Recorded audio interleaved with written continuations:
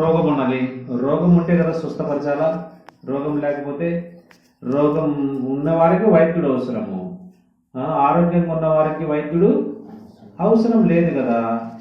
So మానవునికి రోగం ఎక్కడ ఉన్నది మనం చూస్తే ఇర్మియా గ్రంథం 17వ అధ్యాయము, ఇర్మియా గ్రంథము 17వ అధ్యాయము 9వ వచనంలో, హృదయం అన్నిటికంటే మోసకరమైనది, అది ఘోరమైన వ్యాధి కలది, దాన్ని గ్రహించగలవారు ఎవరు. హృదయము చెడిపోయినది. చెడిపోయిన హృదయము కలిగిన మానవుని స్వస్థపరచగలిగిన శక్తి కలిగిన వాడు ఈయన మాత్రమే. అందుకే ఆయన పేరు యెహోవా రాఫా. ఆయన మన కనపడే రోగములు కాకుండా ఇంటర్నల్ డిసీజెస్, కనపడని వ్యాధి, మానవుని హృదయంలో వ్యాధి ఉన్నది. అందుకే మార్కు 7:21లో ప్రభు ఏమనంటే, హృదయములో నుండి అనగా మనిషి లోపల నుండి అనగా మనిషిని హృదయంలో నుండి ఏమేమి వస్తాయి అన్ని చెప్పినాడు, లిస్టు చెప్పినాడు. కాబట్టి మానవుని హృదయము చెడిపోయినది. మనము కూడా ఒకప్పుడు చెడిపోయిన హృదయం కలిగిన వారముగా ఉంటుంది. మత్తయి 5:8 ప్రకారం హృదయ శుద్ధి గలవారు ధన్యులు, ఆ దేవుని చూస్తారు. యేసుక్రీస్తు ప్రభువు ఈ లోకానికి వచ్చింది ఏంటంటే, మానవుని యొక్క హృదయాన్ని శుద్ధి చేసేదానికి ఈ లోకానికి వచ్చినాడు. ఆయన హృదయాన్ని బాగు చేసేదానికి వచ్చినాడు. మానవుని హృదయం చెడిపోయింది, హృదయంలో పాపం ఉన్నది, హృదయంలో రోగం ఉన్నది. అది ఎవరు గ్రహించరు, మనకు మాత్రమే తెలుసు మన హృదయంలో ఏమున్నదో. మన హృదయంలో ఏమేమి ఒకప్పుడు ఉన్నాయో మనకు మాత్రమే తెలుసు. మనం ఎవరితో చెప్తేనే మనకు అర్థమైంది. అటువంటి హృదయం కలిగిన వారముగా మనం ఉంచిమి.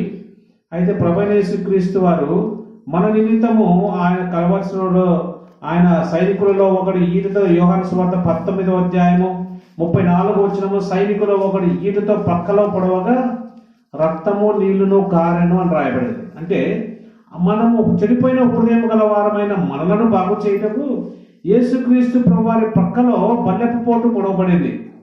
పక్కలో బల్లెపు పోటు పొడవబడటం ద్వారా రక్తమంతా కార్చినాడు ఆయన. తద్వారా మనకు స్వస్థత కలిగింది. ఆ రక్తము ద్వారా మన హృదయాన్ని శుద్ధి చేసినాడు ఆయన. హృదయము శుద్ధి కలిగజేసినాడు ఆయన. రెండవదిగా మానవునికి రోగం ఎక్కడ ఉన్నదంటే, యెషయా గ్రంథం 1వ అధ్యాయము, యెషయా గ్రంథం 1వ అధ్యాయము 5-6 వచనాల్లో, యెషయా గ్రంథం 1వ అధ్యాయము 5-6 వచనాల్లో, ప్రతివాని నడినెత్తిని వ్యాధి కలిగి ఉన్నది, అరికాలు మొదలుకొని తల వరకు స్వస్థత కొంచెమైనను లేదు. ఎక్కడ చూసినను పచ్చి పుండ్లు, గాయములు, అవి పిండబడలేదు, కట్టబడలేదు, తైలముతో మెత్తన చేయబడలేదు. ప్రతి వాని నడినెత్తిని వ్యాధి ఉన్నది. నడినెత్తిన వ్యాధి ఉన్నది అంటే నడినెత్తిన ఏమున్నది? మెదడు ఉన్నది. మానవునికి శరీరం పనిచేయాలంటే మెదడు పనిచేయాలి. మెదడు పనిచేస్తేనే శరీరం పనిచేస్తుంది. మెదడు మిగతా అవయవాలన్నీ పనిచేస్తూ మెదడు పనిచేయకపోతే బ్రెయిన్ డెడ్ అంటారు. మిగతా అవయవాలు పనిచేయకపోయినా ఒకటే, బ్రెయిన్ ఆగిపోతే. కాబట్టి నడినెత్తిన వ్యాధి ఉన్నది. మానవుని యొక్క అవయవాలన్నీ కంట్రోల్ చేయగలిగిన కెపాసిటీ దేనికి ఉందంటే బ్రెయిన్కి ఉన్నది. సో ఈ నడినెత్తిని సెంట్రల్ నర్వ్ సిస్టమ్ చెడిపోయింది మానవునికి. మానవుని యొక్క ఆలోచన విధానాన్ని చెడిపోయింది మానవుని యొక్క. అందుకే ఆదికాండం 6వ అధ్యాయం 5వ వచనంలో, మానవుని యొక్క హృదయంలోని తలంపులలోని ఊహంతయు కేవలం మిక్కిలి చెడ్డదని దేవుడు చూసినాడు. మనము కూడా ఒకప్పుడు ఆ చెడ్డ నిష్ఠలో ఉంటుంది. నడినెత్తిని చెడిపోయేవి నడినెత్తిని అపవిత్రమైన ఆలోచనలు, చెడు తలంపులు, ఆలోచనలు, దురాలోచనలు, రకరకాలైన ఆలోచనలు, కుయుక్తులు, రకరకాలైన తప్పుడు మార్గాలు, మోసమైన పద్ధతుల్లో మనం జీవిస్తూ వచ్చినాం. అయితే ఆయన నడినెత్తిని ముళ్ళ కిరీటం పెట్టుకున్నాడు కలవరిశిలలో. కలవరిశిలలో ప్రభువైన యేసుక్రీస్తు వారి నడినెత్తిన ముళ్ళ కిరీటం పెట్టబడింది.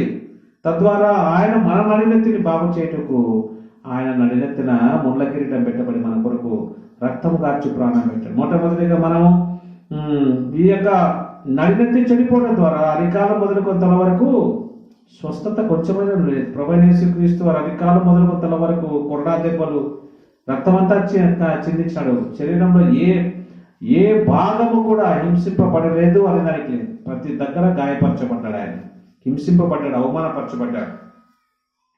కాబట్టి ఆయన పొందిన దెబ్బల చేత అని యెషయా గ్రంథం 53వ అధ్యాయం 5వ వచనంలో, ఆయన పొందిన దెబ్బల చేత మనకు స్వస్థత.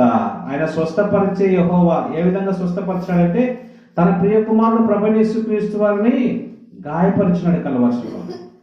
ఆయన మన గాయములు భరించాడు. మన అతిక్రమ క్రియలను బట్టి ఆయన గాయపరచబడ్డాడు. మన దోషములను బట్టి ఆయన నల్లగొట్టబడ్డాడు. మన సమాధానమైన శిక్ష ఆయన పైన పడింది. ఆయన పొందిన దెబ్బల చేత మనకు స్వస్థత కలిగింది. మన కొరకు ఆయన స్వస్థపరచబడ్డాడు, మన కొరకు ఆయన రక్తం కార్చాడు. నూతన నిబంధనలో చూస్తే మానవుడు ఏ విధంగా స్వస్థత పొందినాడని చూస్తే లూకా సువార్త 8వ అధ్యాయంలో మనకు ఒక తెలుసు. గెరాసేన దేశంలో ఒక వ్యక్తి ఉన్నాడు, సేనా అనే దయ్యం పట్టిన వాడు. లూకా సువార్త 8వ అధ్యాయము 27 నుంచి 29 వచనాలు. సేనా అనే దయ్యం పట్టిన వాడు స్వస్థత లేదు వారికి. అయితే యేసుక్రీస్తు ప్రభువారు అతని దగ్గరికి పోయి అతను స్వస్థపరచడానికి ఇష్టపడ్డాడు. 8వ అధ్యాయము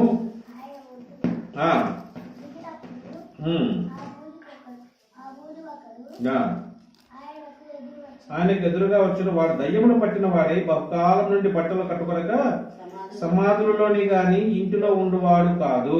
ఇది అతని పరిస్థితి. స్వస్థత లేనప్పుడు మానవునికి ఉన్న స్థితి ఏంటంటే అతడు దయ్యములు పట్టినవాడు, అంటే అతని స్వాధీనంలో లేదు, అపవాది యొక్క స్వాధీనంలో ఉన్నాడు. అతను తన కంట్రోల్లో లేడు, అపవాదికి యొక్క దాసుడుగా ఉన్నాడు.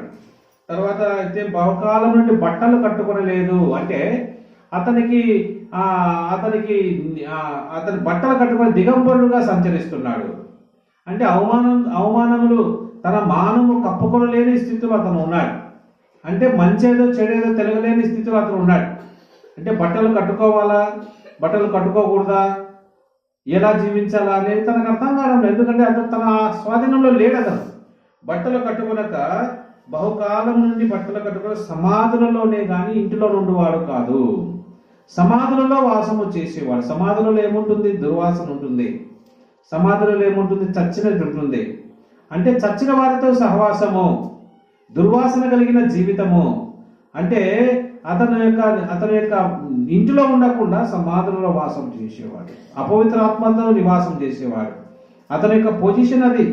ఇంకా మార్కు సువార్త 5వ అధ్యాయంలో ఏమన్నది? అతను తాను గాయపరుచుకుంటూ ఇతరులను కూడా గాయపరిచే స్థితిలో అతను ఉన్నాడు. ఇది స్వస్థత లేనప్పుడు మనకున్న పరిస్థితి.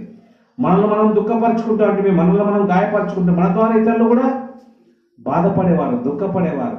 మన వల్ల ఇతరులు కూడా అవమానపరచబడ్డారు. మన యొక్క పాత స్థితి, ప్రాచీన స్థితి ఇటువంటిది.